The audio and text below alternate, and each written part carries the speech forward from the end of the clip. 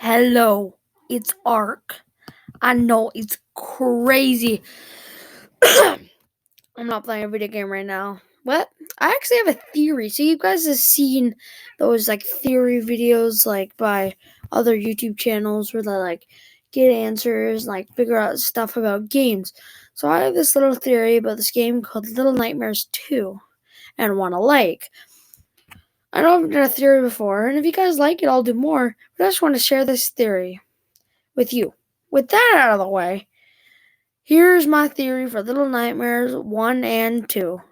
Drum roll, please.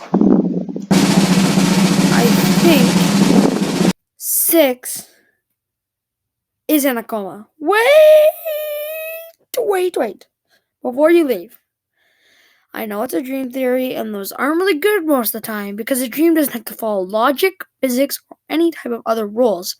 But trust me, this one is better than most dream theories. There is a lot to get through here. I'm just using the coma theory as the first building block. Let's look at the facts. The reason I think 6 is in a coma is there are things in Little Nightmares world that a teen might be facing, problems that 6 could be experiencing. And yes, I think 6 is a teen.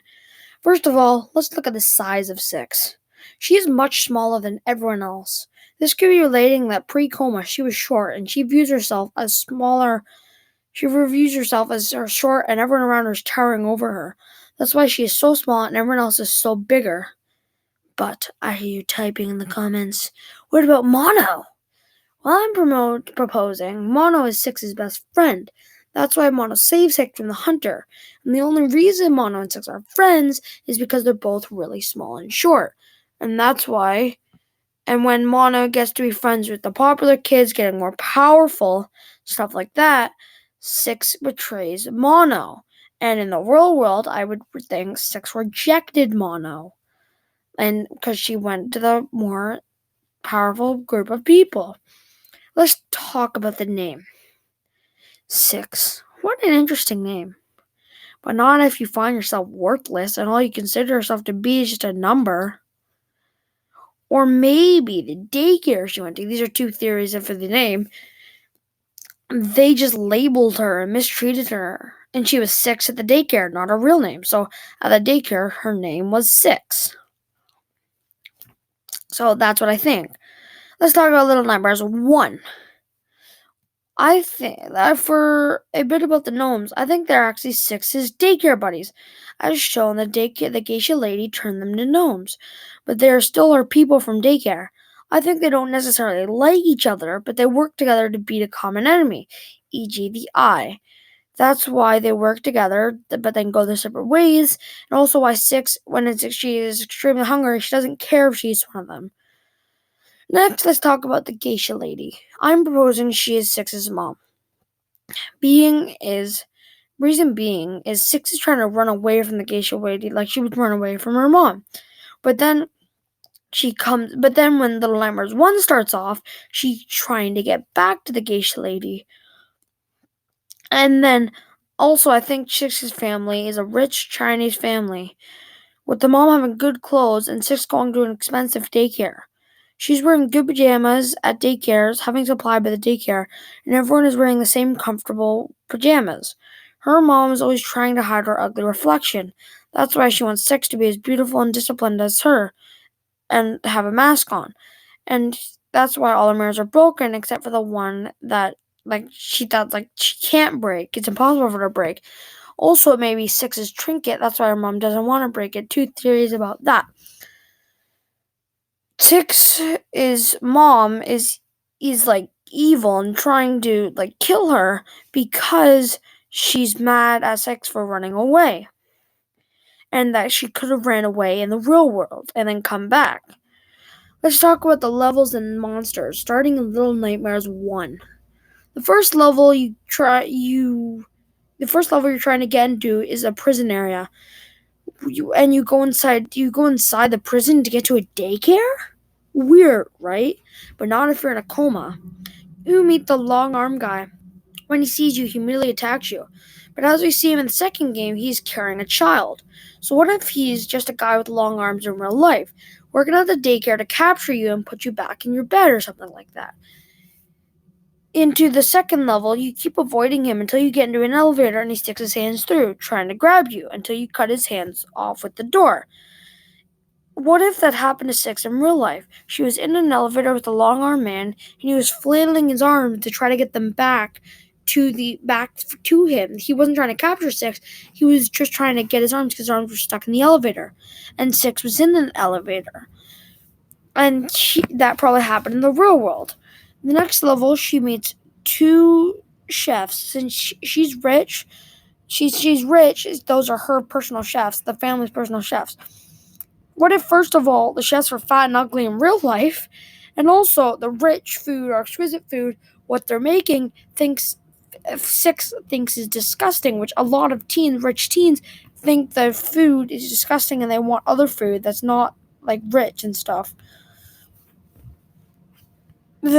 So the chefs chased her out of the kitchen because she probably was running in the kitchen to find other food. These are other problems a rich team with no support could be facing. In the final level, she goes to a house and faces off against the gate. She goes on a boat, and she meets these fat people. These could be other people who works for the company, and all she sees them is eating lunch breaks, and she gets to eat lunch with them, but she doesn't see them actually working, so she thinks they're just fat monsters who always eat lunch. When she goes to the house, the geisha lady, when she faced off with this geisha lady, I think the daughter in real life just tried to get the mom to show her real face. And when she did, she was surprised by her own reflection and gets shot back. Six then kills her mom with her own reflection and then eats her neck. And then she rises to power. If she could have done this in real life, making the world go around her like it never did before. Now she has riches and power. So she can still do this. In Little Nightmares 2, the prequel to the first game, the first level, you're in Mono's perspective, and the entire game you're in Mono's perspective, and go to a mysterious house. Since it's Six's dream, Mono saves Six, and they both get chased by the hunter, and narrowly escape to a door. In the ocean.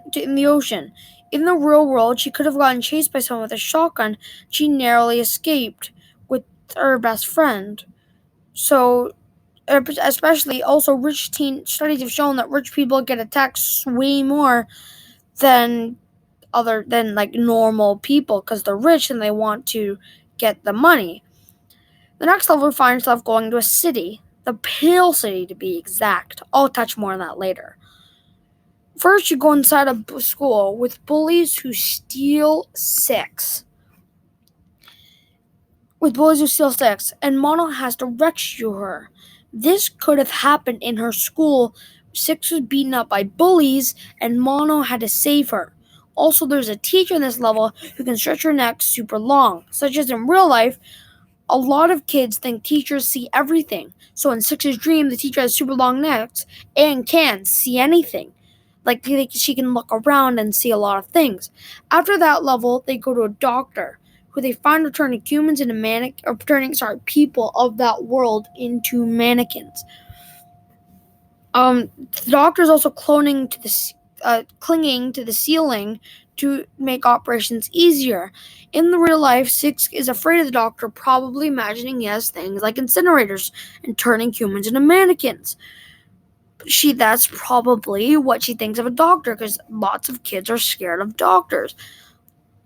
And he looks like the doctor's probably super tall, and with her being so short, he would tower over her, looking like he's on the ceiling.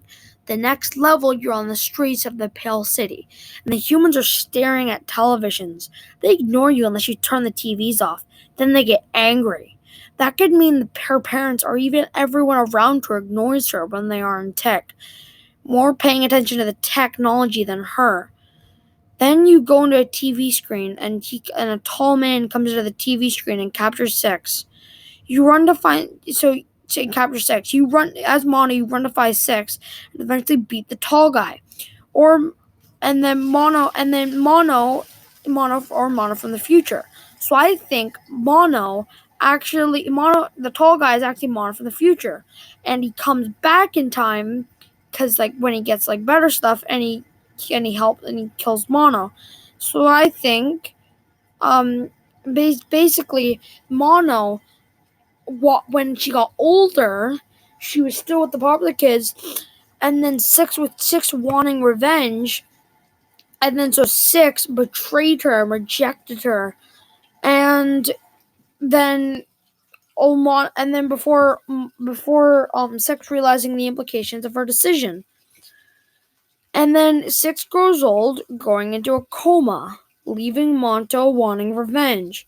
After Six wanted revenge and hurt Mono. That was a big theory.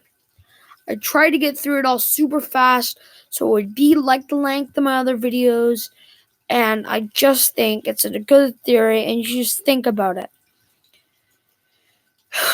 I think Six has been through a lot and of trauma and is slowly going crazy for it.